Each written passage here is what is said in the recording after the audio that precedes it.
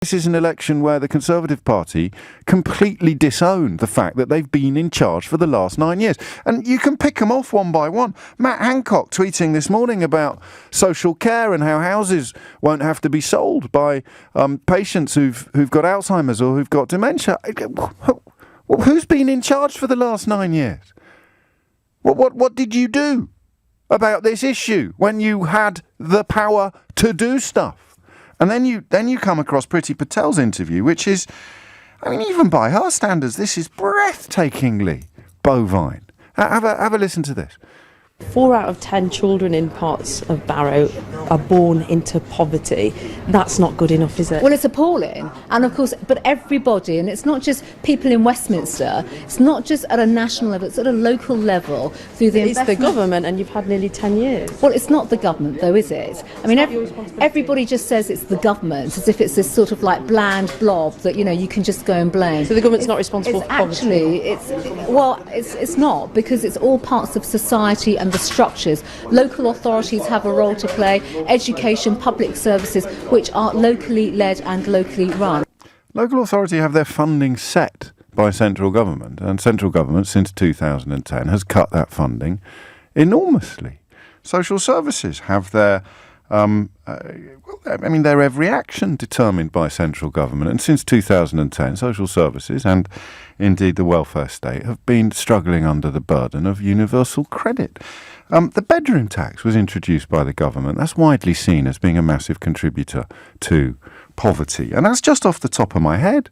Bedroom tax, universal credit, council cuts and austerity. But here is the actual Home Secretary claiming that an increase in poverty has nothing to do with government.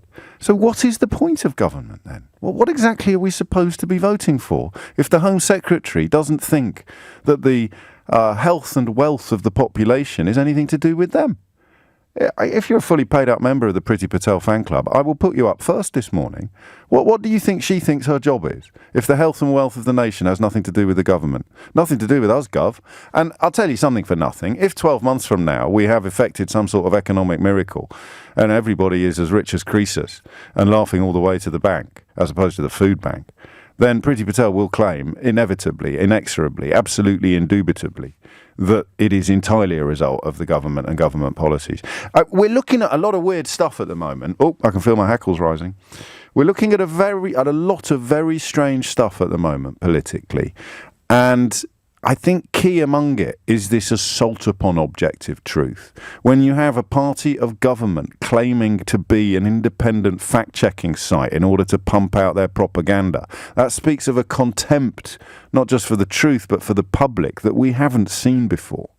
It really does. And now you've got a senior, one of the great officers of state, one of the holders of one of the great officers of state, claiming that the government doesn't have anything to do with poverty. And then, of course, you've got Nicky Morgan, who has the look at the moment of a woman who somehow kidnapped herself and held herself hostage, claiming that appalling assault upon objectivity and truth undertaken during that debate the other night doesn't matter to anybody outside Westminster. It's quite incredible. It just beggars belief what's going on at the moment.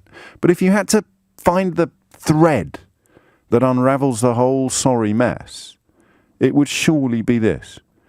We are now moving ever closer to a general election in which the party of government seems to be campaigning against its own party's record in government. And I don't know how we make sense of that.